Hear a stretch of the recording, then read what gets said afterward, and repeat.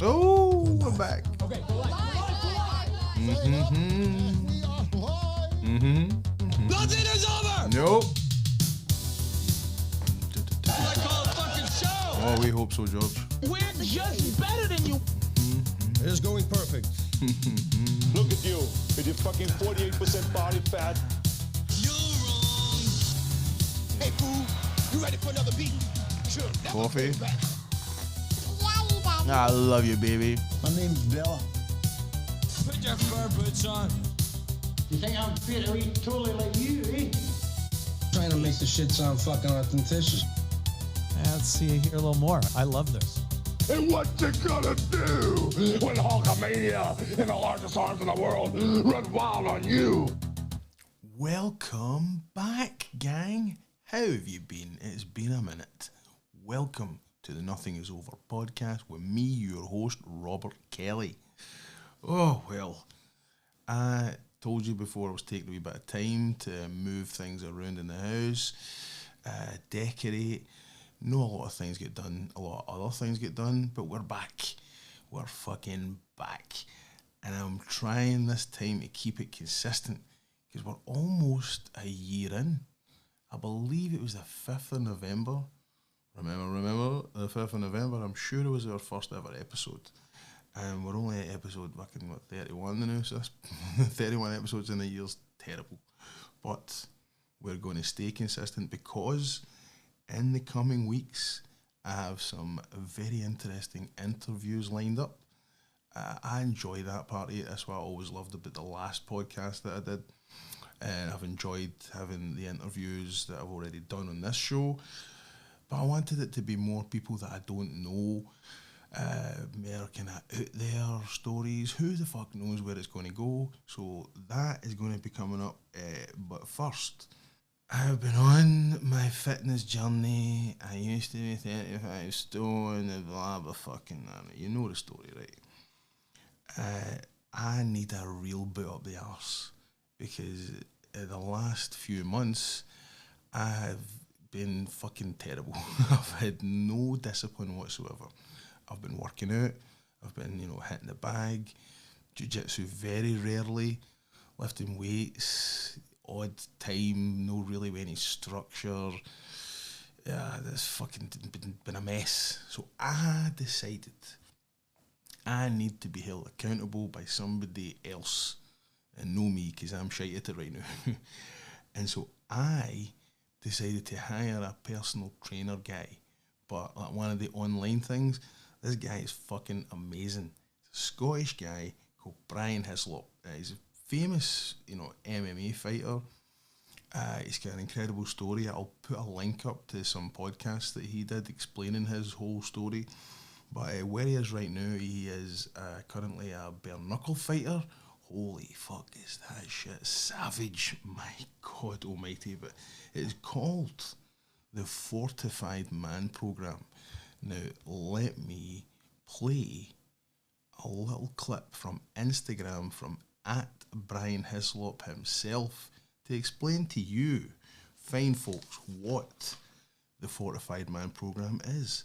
Hit it, Brian. Fortified Man Programme is where I help men build mental fortitude, discipline and resilience. I do this with a system that I created that's helped myself find success after prison, and I've also helped over 1,000 men with it. In the programme, I customise a training regime and a nutrition plan, and I coach every client through the process, and I keep them accountable every step of the way.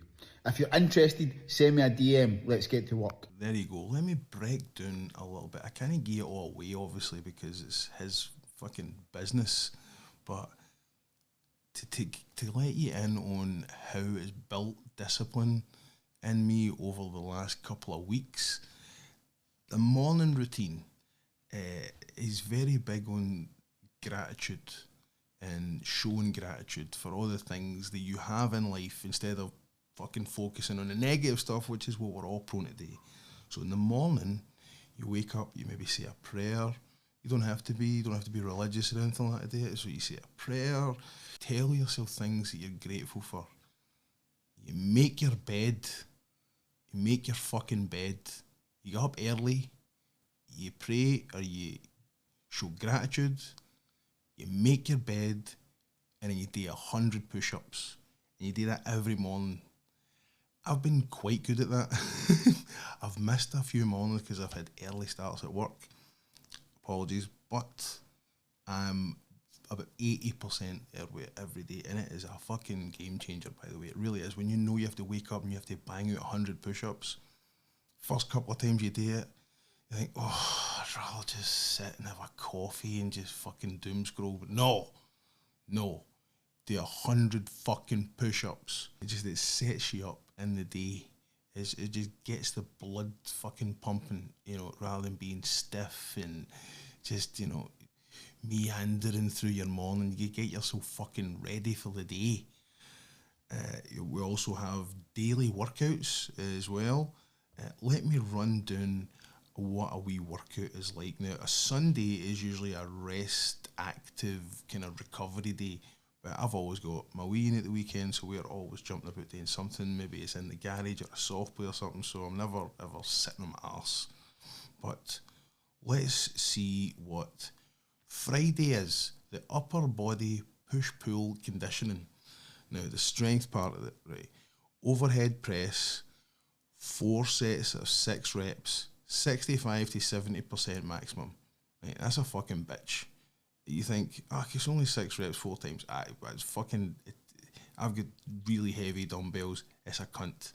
Weighted dips. Ugh, fucking hate dips. Chin ups. The weighted dips is 4 sets of 8 to 10. Right? I can usually bang out 10, but form just goes to fuck the last couple, but I'm getting better. Chin ups. 4 sets, 6 to 8. Fucking right. No chance. I'm doing 4 fucking max each time. But again, there's only a couple of weeks and I was, you know, struggling at 3 chin-ups. Now I'm hitting 4, but that's me. So I'm getting better.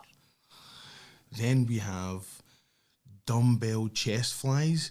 3 sets of 12. Now that's light and moderate. And I've got the machine downstairs, so I just kind of use the machine. Then the finisher. The finisher is the best. It is 8 minutes. Now this whole thing takes maybe half an hour, 35, 40 minutes if I'm really dragging my arse. So it's not a big chunk of your day. And the finisher is the push-up burpee ladder. 2 push-ups plus a burpee. And then you add 2 push-ups each round, but you keep the burpee as 1. So 8 minutes, put the wee timer on, do 2 push-ups, a burpee, then you do 4 push-ups, a burpee, and then you do 6 push-ups, a burpee. Can you guess what's next? Then you do 8 push-ups and a burpee. It is a fucking killer for 8 minutes. For 8 minutes, your arms are on fire. Your arse is on fire. It's fucking wonderful. And then after that, I come upstairs and I have one of my meals that is wonderfully planned as well, such as meal 4 of the day, post-training dinner. We have 150 grams of chicken breast or mince. I don't have one of the wee fucking junkie scales that you can weigh food on, so I'm eyeballing this a lot of times and guessing like a bag of chicken breasts, so I think I'm doing alright. 100 grams of cooked rice or 150 grams of potatoes. Do you know what 150 grams of potatoes looks like? It's no fucking worth it. A tablespoon of olive oil, nice. And 1 serving of sauerkraut or green vegetables. Thank you, Brian. That's a nice wee fucking choice there. Either barking, rotten fucking sauerkraut or green veg. I've honestly been choosing sauerkraut the whole time because I hate it. But he told me on one of the video conference call things that you get with him, it's good for your gut health. There's a load of other different benefits for sauerkraut. He fucking swears by it. So I've been doing the sauerkraut. It is disgusting. It's pickly. He says it's a good substitute for carbs because he himself is carb sensitive and believes that I am carb sensitive as well. So staying away from bread and shit, a wee bit of rice, but nothing major. So he says, like, if you want to have a spaghetti bolognese, instead of the pasta, you have sauerkraut. Sounds good, doesn't it? Looks fucking rotten. It looks like a dog farted it out. It's horrible. It tastes just pickle, but you mix it with the mince and the sauce. It's no good. I can't lie. It's fucking the sauerkraut one's killing me, but I'm eating it every day, so hope to fuck there's some kind of benefits out of it. So let's go to another thing that Brian does, which is the daily checklist. Every night before I go to my bed, I copy and paste this list, which I'm going to read out to you, and I will give you what my answers on them were. They should all be green ticks. I've had one green tick for the whole lot of them. One time, I fucking cleared the board one time, and he's fucking went nearly 4 weeks. Here goes, right? Wake up early. This is my last one. This is yesterday, right? Wake up early, tick. Make your own bed, tick. Drink 1 litre of water when you wake up, tick. Drink 3+ litres of water throughout the day, tick. Ice bath, cold shower, 90+ seconds, fucking tick. Spend 2 minutes thinking deeply about what you're grateful for, tick. 100 push-ups, tick. Spend the day in awareness of your interactions. I had a tick in that one. Most of the time I have a cross in that one. Have awareness to your spending. Don't aimlessly squander money. Only consume that which is beneficial to you. Daily training session. Tick. No drinking alcohol, no drugs. Tick. And my favourite one, no porn, no fap, no soft simping women on social media. Fucking tick. Clean nutritional diet. Tick. 8+ hours of sleep. Tick. There you go. That's the checklist that I check in with Brian every night. The other thing that I have not done, this is something I have not done, but I will do it because it's a very fucking difficult thing to do, right? And it is called the mirror drill. I'm going to read you exactly what Brian sent me. Brother, this week we take clarity to its sharpest edge. The hardest man to face is the one staring back at you in the mirror. Here's your task. Every night this week, stand in front of the mirror for 5 minutes. It's fucking difficult, by the way, right? It is very difficult. Speak out loud to yourself. Tell the truth about the day. What did you do well? Where did you fail?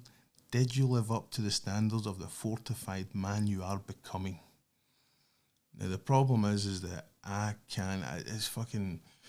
so tired at night. I just don't want to be facing the demons before I go to my bed. But I'm going to do it tonight. Before I go to my bed, I'm going to do it tonight. Why this matters? Most men lie to themselves first, yes, then to the world. They cover their weaknesses, ignore their failures, and then wonder why they feel lost. The mirror drill cuts that lie out at the root. By forcing yourself to face your own reflection, you build the courage to confront your flaws and the clarity to acknowledge your wins, which is important as well. So it's a very positive thing to do, but also you have to face the negative. And I have not had the bandwidth in the last couple of days to do this yet, but tonight I will. Now it says here it gives you an example as well. If you skip training, which I have not done, Brian, if you're listening to this, don't soften it. Say, I was weak today. I chose comfort over growth. If you showed up, say, I pushed through resistance. I lived disciplined. So, yes, I mean, it builds brutal honesty with yourself. And I've done this kind of thing before. I did this kind of thing when I was giant fat. I looked in the mirror. I really did this. I've really looked at my big, gigantic, fat face in the mirror and said, you will never eat chocolate ever again. You'll never have a donut ever again. And I fucking meant it at the time because it was life or death. It was, eat donuts and chocolate and shite or die. And I did that. I looked at the mirror and it was the only way it worked. So it fucking works. And I'm not doing it now because of laziness and weakness. And it's fucking terrible. But I will fix that tonight. I will fix it tonight. The last thing I want to tell you that we're doing on this programme is just try to give you a wee taste of all the kind of different things they're doing. It's Halloween tomorrow. The night of sweeties and goodness. The night of candy and fucking love and scares and enjoyment and toffee apples and fucking Snickers bars. There's going to be so many Snickers bars. White chocolate stuff. I even like the gummy bears. All these lovely wee sweeties. And just apples. You know, monkey nuts. All this lovely goodness. And I'm doing a 24-hour fast. The task this week is pick a day and do a 24-hour fast. Now, probably most smart people would pick Halloween to be their cheat day and they can have some of the sweets because me and the wee Ian, we're going to be going out this Halloween and she's going to be just the most incredibly dressed, gorgeous, amazing wee thing in the world and everybody's going to be throwing sweeties at her. We're going to be having to get black bin bags to fill the sweeties that we are going to get. And I'm on a 24-hour fast, which I will not be breaking until Saturday morning with my fucking 5 fried eggs and drinking white egg whites. Ugh. So that is what I'm doing right now, which is the Fortified Man. And I want to end this segment by saying I might sound a wee bit exasperated with it. I love it. I fucking love it because it's gave me the structure that I've so needed recently. But it's rough. I've been through a lot of shit recently. And doing this on Tap 8 and trying to keep on Tap 8 as possible has been very challenging. Challenging to say the least. But let's hear from Brian one more time. I'm going to give him another shout out at Brian Hislop, which is at BrianHyslop.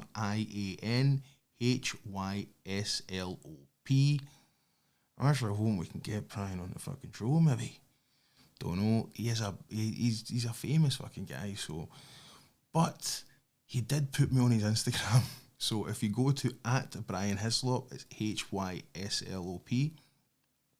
Brian spelled Brian.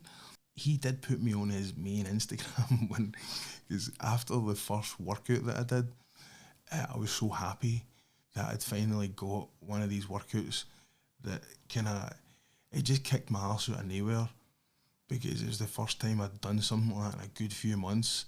I loved it so much. I sent him a wee video of me sweating balls in the garage. He's like, Brian, mate, this is cracking, thanks very much. And I sent a wee message with it saying, thanks again, mate. This is the first workout put in. I'm pleased with the programme, everything's great. He says, can I put that on my Instagram? I said, I fucking no bother. Thinking he would put what I said, the wee text, on his story.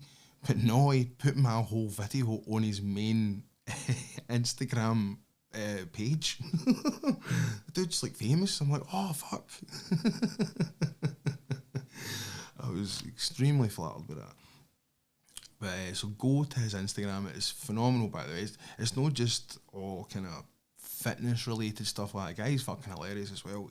He's also fighting at the BKFC at the end of the year, the biggest fucking bare knuckle organisation in the world.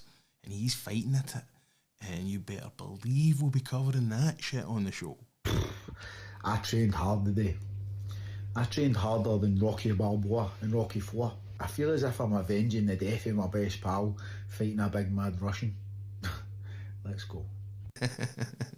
How could we no include that clip in this show? So thank you again, Brian. And of course, talking of bare knuckle fighting, fighters, MMA, we had some UFC shit go down.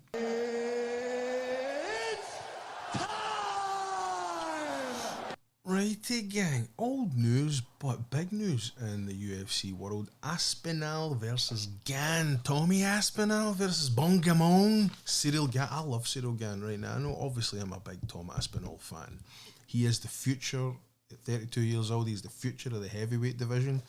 Until Gable fucking Stevenson decides to come in, but you know, if you know who that is, definitely the future of the heavyweight division in my opinion, my casual opinion. I love Cyril Gan. He moves like a fucking middleweight. He's gigantic, he's enormous, he's a fucking devastating kickboxer, and he's been lost in the shuffle. He's clearly number one contender, but we're just remembering he get fucking choked out in like, I don't know what it was, 90 seconds by John Jones. There's a lot of stories happened by that fucking guy, really. Like, I'm retired, I'm ducking Tom. The heavyweight division has a lot of drama in it, where the whole point is John Jones, is he the GOAT? He's a fucking, you know, apart from what he's done in his personal life, but the drug abuse, I don't know if he's in that conversation, in my opinion. I'm not going to stop saying in my opinion. Of course it's my fucking opinion, it's my show.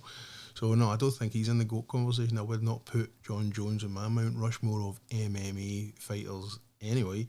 He was ducking Tom, was he really? He's saying he wants the legacy fight, the big fucking thing that means most, which is, you know, Pereira. But that's, and he's retired because he can't get that fight. So he retired, and now Tom Aspinall is the heavyweight champ instead of just interim champ, which is fucking weird because his belt shouldn't mean anything. John Jones, even though he wasn't officially active, was the heavyweight champ. He was just sitting out, and so we had an interim champ and a heavyweight champ at the same time. So now Tom Aspinall is the heavyweight champ. His last fight was like fucking 14 months ago, so he's been lobbying to get the Jones fight. Jones retires. Aspinall's the guy. So then Jones now recently has come out and back into the pool again because he wants to fight in the White House card. It's fucking too much drama and no enough fighting, is in my opinion.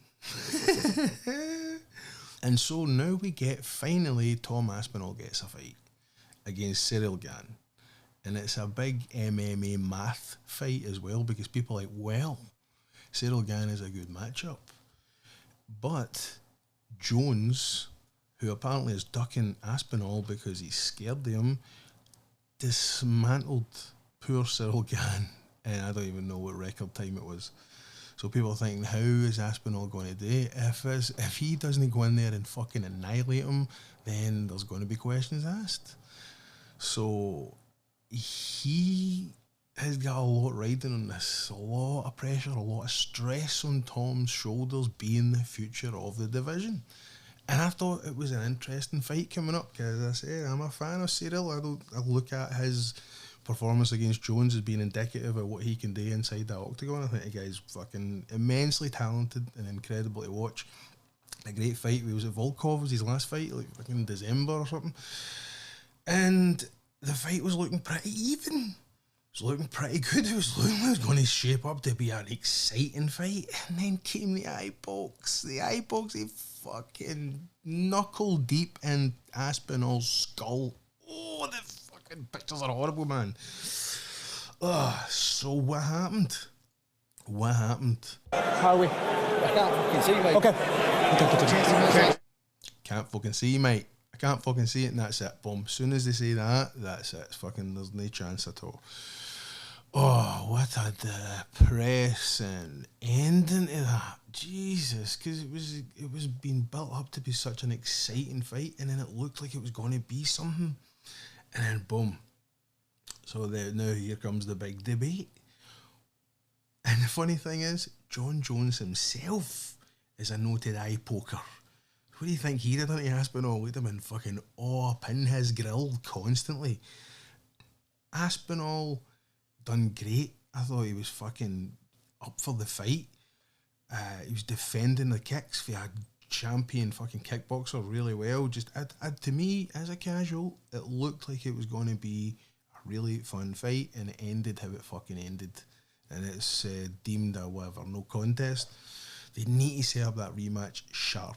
Fucking right now, when Aspinall can see again, because apparently it was like a week later, still can't see. What caused it? What caused it? Is I think is it a framing thing? I know I read whatever gym Gann fights out of, they're notorious for this kind of thing. So is it a training technique that's maybe going wrong in there?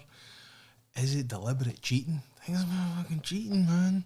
But is it a framing thing to keep distance and measure distance?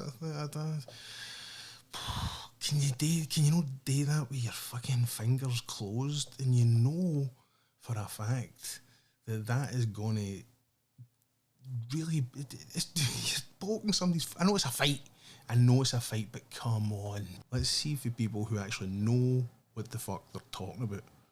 This clip comes from a dude, Adam Lusby. I'm sure that's how you say his name. I just know him as he's a strength and conditioning coach. He's Paul Craig, the great Paul Craig, Bear Jew's strength and conditioning coach. And I've stole workouts his loads of times. The guy is fucking spot on. His takes are always fantastic. Give him a wee follow on Instagram. Enhanced_sports_performance.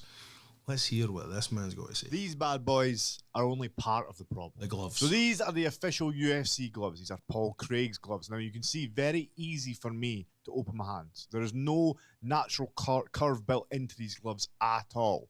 Compare it to Pride gloves. As you can see, they've got a natural curve onto the glove, so it's very hard. He's showing 40s, I can't show you. The reason I say he's only part of the problem is because we're not punishing people properly for eye pokes. When I was watching the fight, I did think this was just an accident, and maybe it was just an accident. However, if you look into Gann's team, the MMA factory, a lot of the fighters have this tendency to poke people's eyes. There you go. It could just be a stylistic thing where they're taught to frame it. No, I've heard it the same way. I heard it for him. A little bit more of a conspiracy theorist, you might say that is a deliberate ploy by that team. Regardless, it doesn't matter. They need to be punished. All fighters need to be punished. The rule should just be you have got to have a closed fist at all time. When standing, of course. And if someone does get poked in the eye, it's an immediate point off. We use the cameras or the replay function for the referee to see if his hands were open. If they were open, it's a point off at the very minimum. Now, if that eye poke results in the fight being called off, as it did here, then it's a disqualification. Let me know your thoughts below. Yeah, so then you're getting a definitive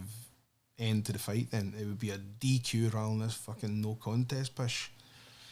Another opinion I think is even more valuable is the great Jim Miller. Now let's hear with the great Jim Miller, who has more fucking fights in the UFC than anybody. 51? Is it 50 or 51? Let's hear. You want to know a secret? I've got hours inside the octagon wearing these gloves. It's not the gloves. Look. This is way before the Aspinall eye poke, by the way. I can bend the ends of my fingers without the glove even moving. So if it was the glove that held my hand open, I could still go like that. But like most of these eye pokes, it's like that. My hand's not getting held open like that. Are you fucking kidding me? What causes the eye pokes is that little bitch inside. It's like being passive and avoiding the fight and not being aggressive. And that little voice needs to get punished by an immediate point being taken away. And in my opinion, a portion of the purse. Nice, yes. And then I think you would see him stop real quick because it's not the gloves. There you go. The man himself. More hours in the octagon, I think, than most, and he says it ain't the fucking gloves, it's the little bitch. This man you do it. So, and then I've also heard like a whole section of the MMA community turned against Aspinall and said he's a coward. He was avoiding the fight. It was more a fight than he thought it was going to be, so he took the way out. What the fuck? Is it two bitches? Can you even say that about the two most dangerous men in the fucking world here? Most of the opinions of this kind of thing are like, oh, Dom's a bitch. Have a look at their Twitter avatar. Have a look at their picture. This isn't like fucking any other high caliber fighter saying this. At least I've not heard yet. But then another fight happened just there, And this guy, now I've never seen either of these two guys before. I know, total casual, why the fuck are you talking about it? It's pertinent to this. Is Waldo Cortez Acosta get eye poked and then decided to continue and knock the guy out. And I don't know, and they're saying, well, he went on with fucking had an eye poke and he went on to fight, no problem. It's like, in the eyes of God, are all eye pokes made equal? I don't know. I've never been poked in the eye like fucking knuckle deep. With my vertebrae played with big fucking fingers lit cigars. I don't know. So how can any of these people, I guarantee none of them have fucking faced that. How can any of them say, oh, he's a coward? Maybe only that guy, Cortez Acosta, can say something about it, because he got eye poked, but he continued. Who knows, was it as severe? It's a fucking tragedy that fight ended the way it did. It has to get booked again as quick as humanly possible. As for the John Jones saga, that's an entire podcast in and of itself.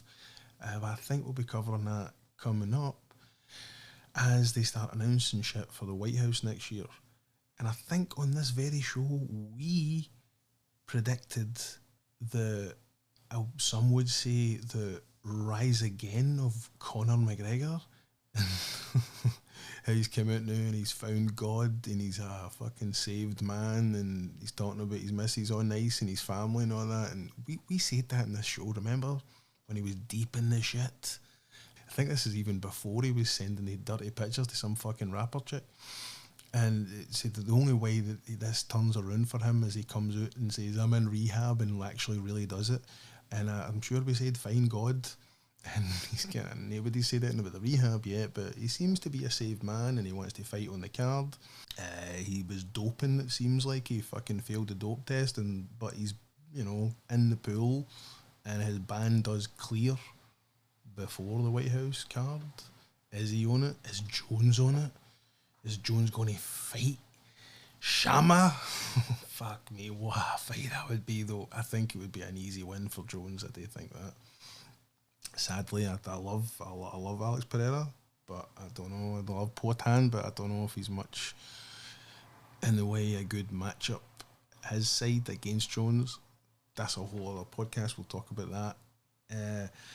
Fucking depressing, terrible ending to what seemed to be a fantastic fight, and hope to God Tom Aspinall gets his due as the future of the heavyweight division and gets a real fucking matchup with Cyril Gane. We get the blockbuster fight that we should have got. And talking of fighting, blockbusters, big sausage fingers, big fingerless cigars. What would you like to do now? Go to the movies. All right. The Smashing Machine. I fucking loved it. Saw it in the cinema. It is now available on demand. You can get it, I think, through Amazon, whatever the fuck, a streaming thing. Most people are just going to pirate it anyway. I think my segues are getting a little better. The big brown fingers, I think, was quite good. Yeah, blockbusters, nah, not so much. Kind of fucked it a little bit at the box office. And I don't know why. Do people hate The Rock now?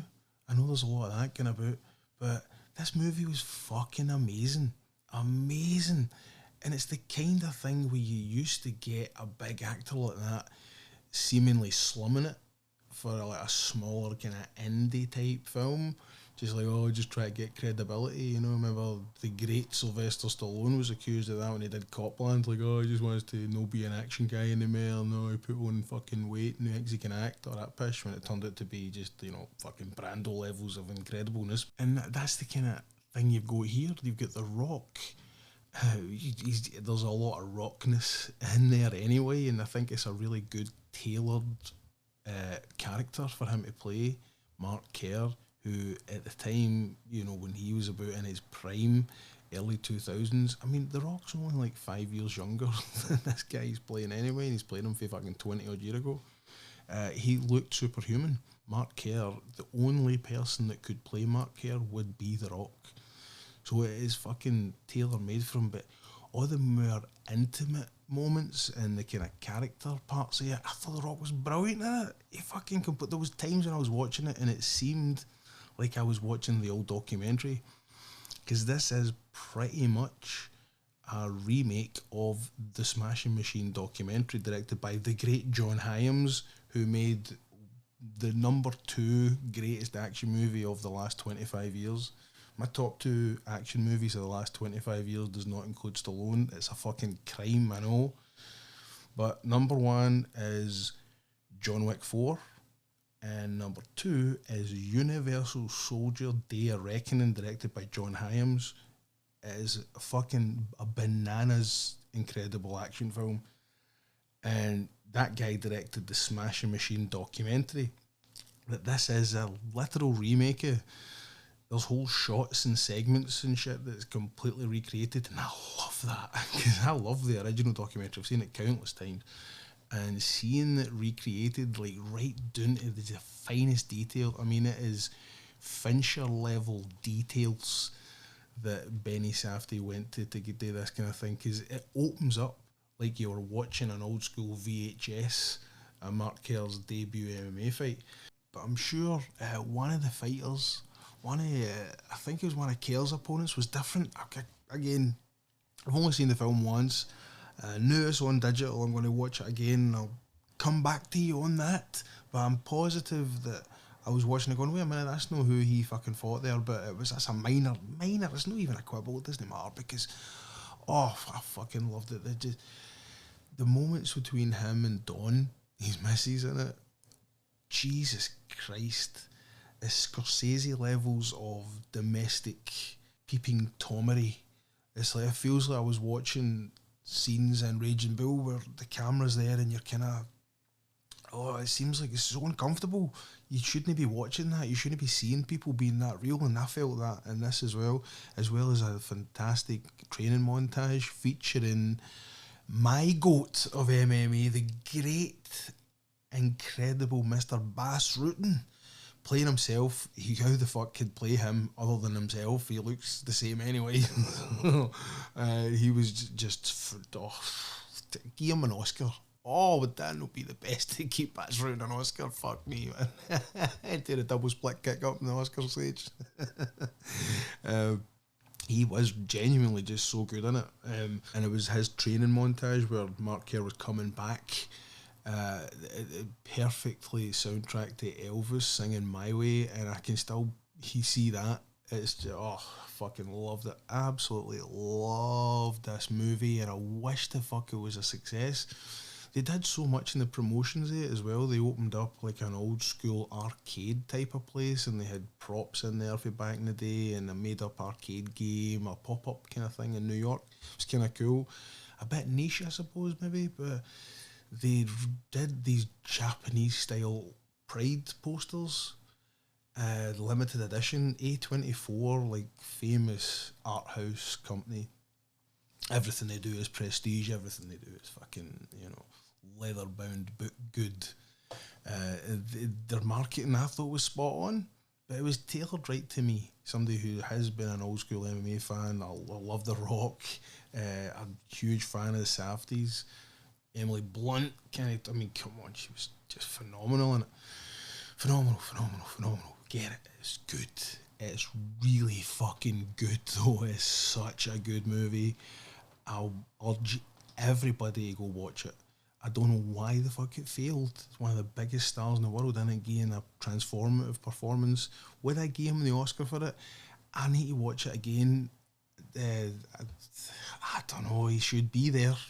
He should 100% be in contention. I'm not telling you he's Daniel Day-Lewis in it. Like I say, it's a character tailor-made for The Rock to do this. And it's stacking the deck to his own advantage, which is great today, because he does transform into this character. It's not a giant leap. It's, it's not like The Rock's next movie, which seems like with the same director, Benny Safdie, was playing the Chicken Man, some fucking meme, like, I don't know, 50, 60 years ago, some old blues singer guy who plays in the streets with a chicken. he's like 85 years old. Rock's going to play this old black guy. That's why apparently he's getting all skinny recently. But I think he's just after the old steroids and he's looking after his heart. Good for you, Rocky. Do not know why this film died. No idea. No idea. It had all the cool fucking, you know, the Spotify playlist and all the great interviews that were all TikToks and all this stuff. It was memeable and this really awesome limited edition prints that you could buy and memorabilia. It was all just tailored to me, to guys like me and my generation, I suppose. So go fucking see it. It is amazing. You get it on digital from now. And some other movie news recently, we had the cast list announced for I Play Rocky. The Sylvester Stallone early days biopic, directed by one half of the Farrelly brothers, Peter Farrelly, the Green Book fame. I've not seen that. Apparently it's good. Apparently it's racist. It sounds fucking, it sounds right up my street. But the cast list was recently announced. Of course, we know that Anthony Ippolito is playing Sly. They released some official photographs. I tweeted about it. I thought, could they be more fucking obvious in these? Well, these were set photographs we were taken for the same day. The official one came with Stallone running with Butkus. Was the official photograph, but the same day he was also photographed in the same grey Rocky tracksuit coming out the shop with a fucking carton of eggs. Now, they're not filming the Rocky movie, they're filming Stallone trying to get Rocky made. That's what the movie's about. So they're not recreating anything in Rocky yet. Who knows how far it will even get. I know they have announced that Carol Weathers, the great R.I.P. to the great Carol Weathers, he's been cast as Stephen James. I don't know who the fuck is Stephen James. Let's see. He's in Selma, Race, If Beale Street Could Talk, 21 Bridges, a lot of black movies. He's a black guy, fucking spot on. We know Carol Weathers is going to be in it, but there's obviously famous casting stories from back in the day when they were casting the character of Apollo Creed and how they went through so many, and finally Carol Weathers came in and he blew everybody away with his performance. And did he think he was getting very far with the acting because he was reading across for Stallone, who he mistook as just a fucking script reader, and he says, if you can get me a better actor, then maybe I could do something more for you here. And I went, no, that's the guy who's actually playing Rocky. So who knows if the movie gets up to the actual filming part of Rocky. All I know is they were very fucking obvious with him walking out of the mini-mart with a carton of air, like, for fuck's sake. I've seen footage they've recreated of, you know, the mid to late 70s. It looks good. It's very showy. It's very flashy. I don't know about this at all. I'm no on board with it. There seems to be a big rash of these biopics lately. Of course, Smashing Machine, which I loved, is kind of throwing light on a subject matter that many people haven't heard of, many people haven't actually sought out. The Smashing Machine, I loved it as a documentary, but it's no a hugely famous documentary. It is in the MMA community, but again, it's a very niche thing. This, to me, how Stallone made Rocky is just fucking common knowledge to most people. And the fact that he turned down millions, was it? I don't even know the number, I guess. So maybe they do need to make his fucking biopic, because me, the biggest Stallone fan ever, doesn't know the number, but it was a lot of fucking money. And he turned it down because he said, no, I would rather play the character. I want to sell my script because I'm the guy, because I know if I sell the script, you're not going to cast me. And they weren't. They were going to cast Ryan O'Neal, Burt Reynolds, the list goes on. He stuck to his guns and now he's an icon. So that's a great story, but everybody fucking knows it. And as a huge Stallone fan, I've heard all these stories time and again. And now we're getting a movie about it. The cast list also includes Matt Dillon playing Stallone Sr. That's pretty good. I love Matt Dillon. He's a great actor. And him playing Frank Stallone Sr., that's pretty good. I see on IMDb here, Toby Kebbell has been cast as Robert Chartoff, one half of the producers in it, Winkler and Chartoff. There's a movie that should be made there that happened like 5-6 years ago. Stallone just went on an Instagram rant against Irwin Winkler and his family because they keep the rights to the Rocky franchise and they kind of handcuff him in a lot of ways, and they can do what they want with his creation. And how some nefarious fucking backstage Hollywood dealings. I'd rather see that movie than the making of. I know how that fucking was made. I know that. I want to see this kind of drama. This is amazing, this kind of stuff. So apparently Cable has been cast as Robert Chartoff. As we go to PJ Byrne as Irwin Winkler. PJ Byrne, who's that guy? Yeah, Breaking Bad. Was he in fucking Wolf of Wall Street? That's what it was he was in. He's the wee fucking nebbish cunt with the glasses in Wolf of Wall Street. J. Duplass is John Avildsen. Kiki Sito is Talia Shire. Who is Kiki Sito? It's known for The Studio. No seen it. The Seth Rogen behind the scenes Hollywood thing that Scorsese had a famous cameo in. I've no seen it. She's playing Talia Shire. Robert Morgan is Burgess Meredith. He's just got that old whiskey drinker face. That fucking big Irish nose. Looks great to me. He's in The Accountant 2. Hacksaw Ridge. Class. Tracers. Whatever the fuck that is. A lot of low budget stuff. But that looks enough like him, I suppose. I'm just no invested in this. Because, like I say, I know this story. I see, just as a Stallone fan, I'm just fucking obviously super critical of this kind of shit. My take on it is, I'll wait till I see more. But that guy, that Anthony Ippolito, who's playing Sly in it, he looks a lot like him. He also played Al Pacino in the Godfather behind-the-scenes TV show that was really good, The Offer. So... I've been able to play Pacino and Stallone. He's obviously fucking Italian anyway. We'll see when he does the voice. Because remember, Sylvester Stallone does not sound like Rocky fucking Balboa. That is a character that he plays, but it's became the impression people do of Stallone when they talk about Stallone, when they say anything about him, is Rocky sound like a fucking retard, and it's not what Stallone sounds like. Stallone's a really articulate guy. So we'll see. We'll see what the performance is like. I wonder who's playing his brother. They've not even said that. That's a big part, by the way. Frank Stallone's a big part of this.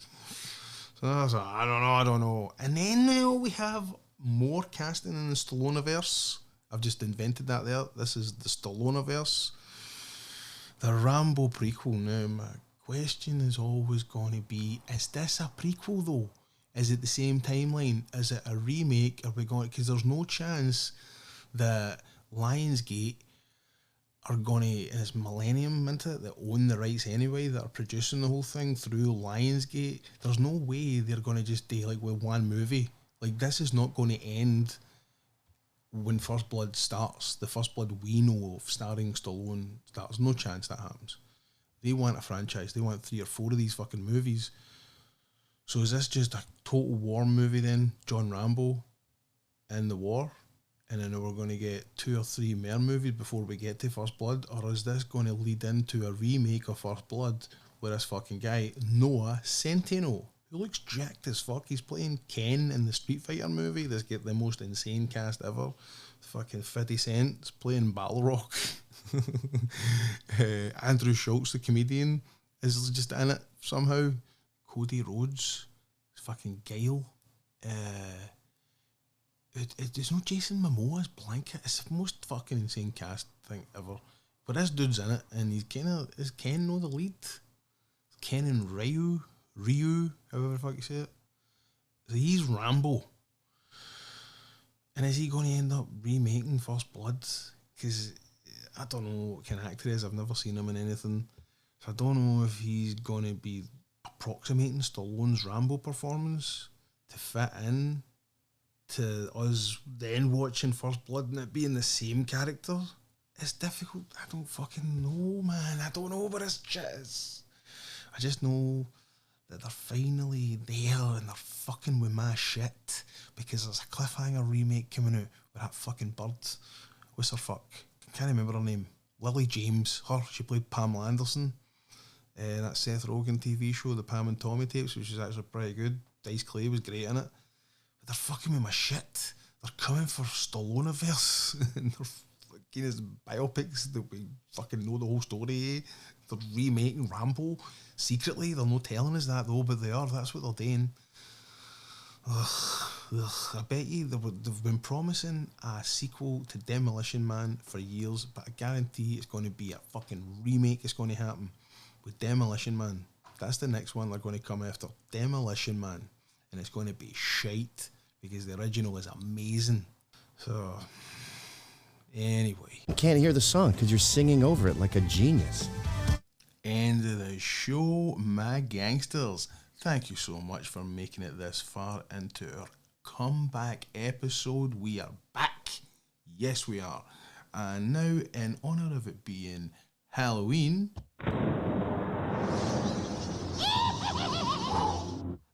for the song, we are going to go back to 1989 with this absolute cracker, peaking at number 4 in the Billboard Modern Rock Chart.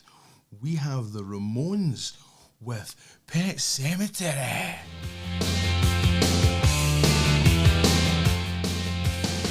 Under the arc of where the steam goes, it's goblins and warlords. Come at the ground, now making a sound.